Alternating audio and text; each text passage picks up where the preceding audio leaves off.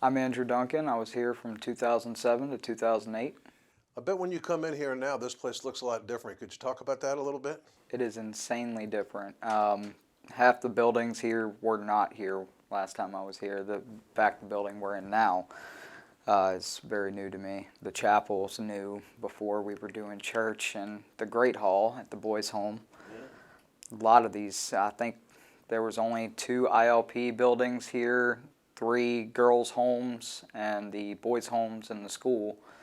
That was all that was here. And now when I pull in, you see buildings lining the road all the way down. It's crazy. It's something else. Tell us a little bit about yourself, where you grew up, and tell us a circumstance that brought you here.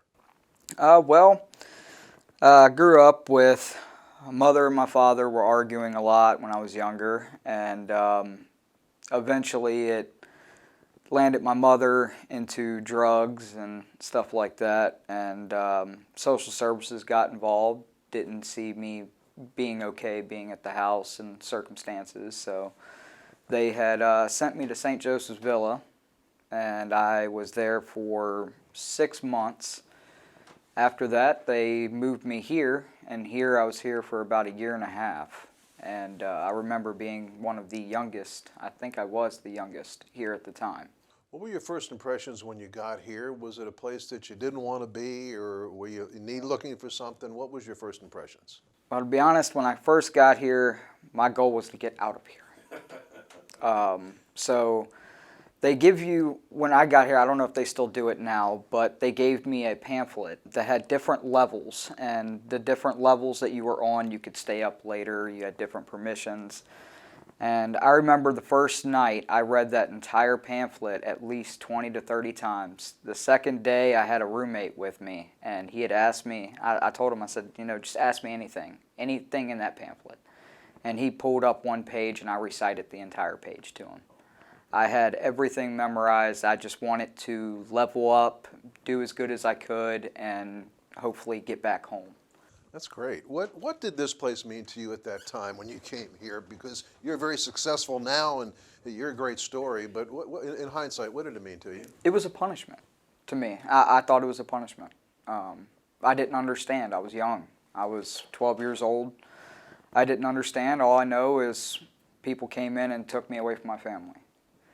Looking back now, this place was the biggest godsend that I could ever imagine. Who are some of the folks that helped you as you think back on The number one person, and I will never forget the very second I met him, was Duncan Jones. Why is that?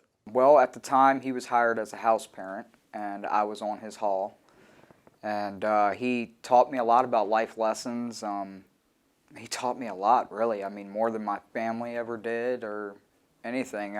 He was a really great guy, and I'm very proud to know him. Well, you're going to get to see him here in a little bit. He's waiting on you. Coach Gibbs founded this location under godly principles, as he called it. What was that impact on you here? Was there an impact spiritually on you here? There was. There was. At first, there wasn't.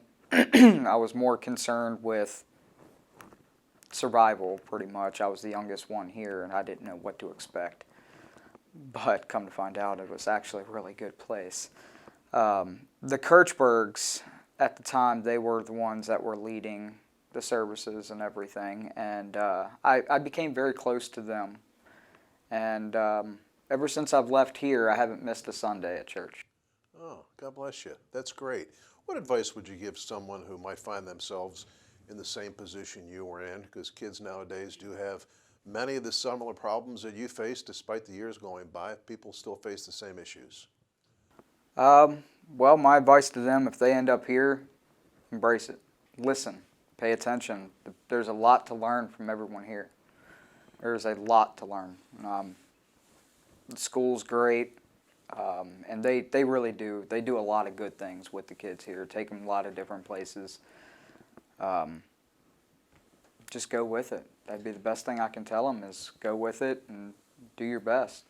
Give us a little of your history after departing YFT.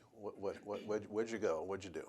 I went back home with my father, and pretty much I went to school, lived my life like a normal teenager. At that point, I was 13, and yeah, I mean, I was a teenager in the country. I did a lot of bad stuff, but all in all, it worked out okay. You know, I ended up at a union job and getting paid union rates, being an operator.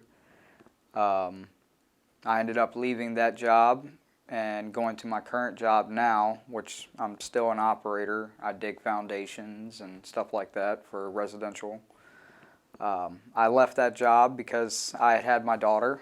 She is now 6 years old, and I missed a lot of her life the first couple years in the union. I was always traveling Texas, Alabama, Illinois, and I didn't want to do that. And I ended up having a son with my current wife, and I didn't want to miss anything. So I took a job close to home. I drive 3 minutes to work.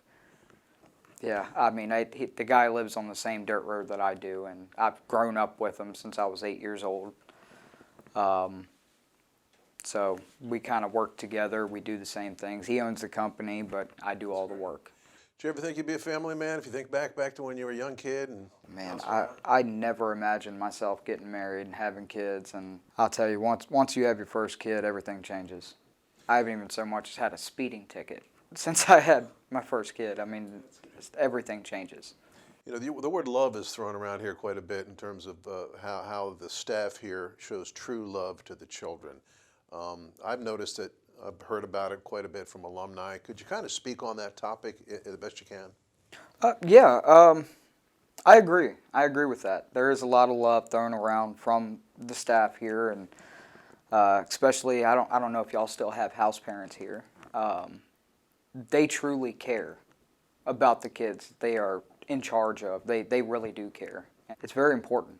They care. They're very loving. They take care of those kids. I mean, they always have. Finally, any lessons you learned here that you might pass on to your own family or that you still abide by to this day? Probably about a month into knowing Duncan Jones, he had told me, life is short. Live it, pretty much. He had said that one time, and I had heard it said before, but when it came from him, it stuck. And I even put that in my wedding vows when I got married.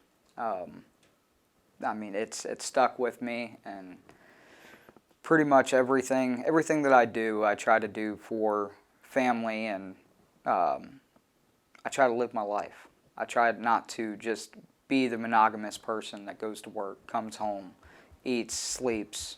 You know, I try to be a part of society, be a part of my family.